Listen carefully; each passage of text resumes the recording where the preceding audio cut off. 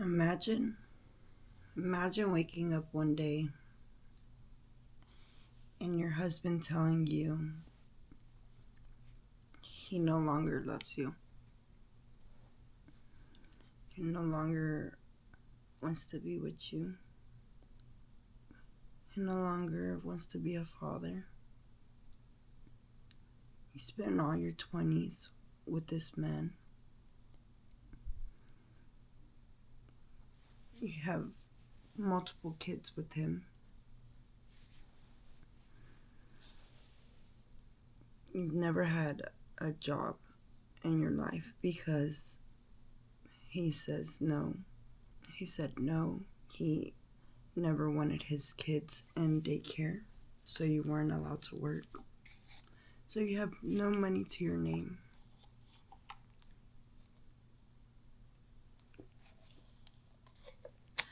No money to your name, no assets, no nothing.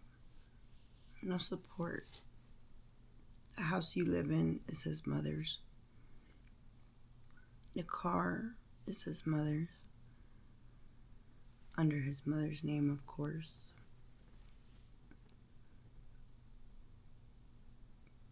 He tells you that he's leaving. He's packing his stuff and he's going.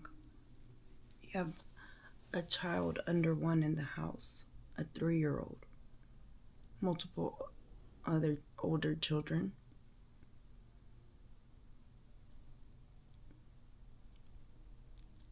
And now this man is out there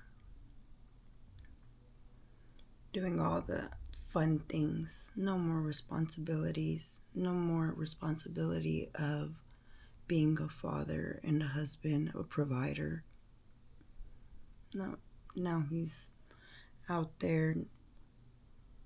I could say single, but not single. He's still married. But of course, it's still adultery because you're still married.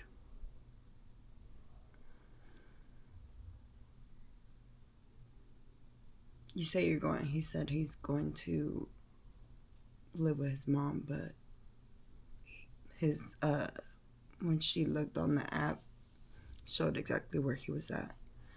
But imagine you're heartbroken at home crying, unable to stop crying. Your children are heartbroken and crying, and he's just out there having the time of his life.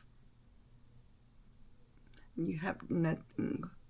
You don't know what the next step is. You don't know where you're going. You don't know what you're going to do. You don't know how you're going to provide for your family because you have no job history. You didn't prepare to be left. You didn't prepare to be a single mother. This was your king. You followed blindly everything he wanted. It was yes, king. Yes, king.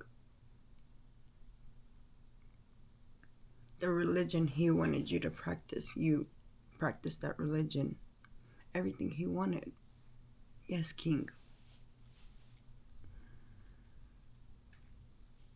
Stop giving your power, all of your power, over to someone.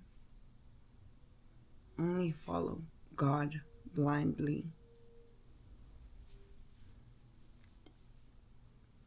Because stuff like this can happen. You just never know it. She was like, he was just telling me he loved me earlier and yesterday, the day before. And then he wakes up and just throws that at me. Of course, there was red flags. There's always been red flags. But you want to hope for the best for your children. Because this man keeps telling you, oh, I want another child. I want another child. Like it's going to fix something. You know? It's not going to fix anything.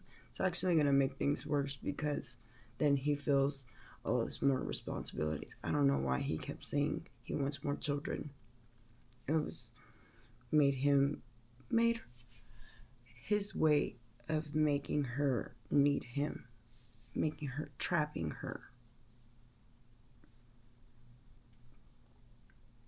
My heart is broken for my loved one.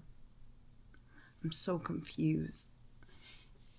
And she's so confused. She's like, why does God allow people to hurt people like this? And it broke me down because I'm like, God gives free will to everybody. It's up to you to do the right thing with that free will, and for you to find God and seek Him and follow Him with that free will.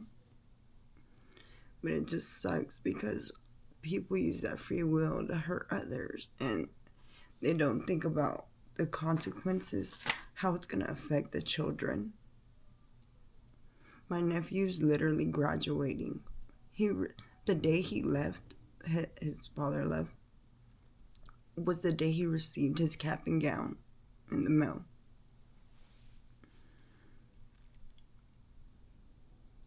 And instead, the kids are in the house, fucking so hurt. And he's just out there having the time of his life.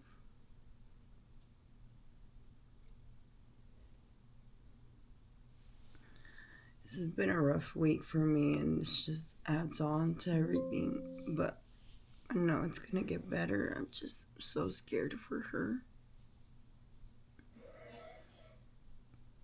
We don't know what the next step is. What do you do? What do you do?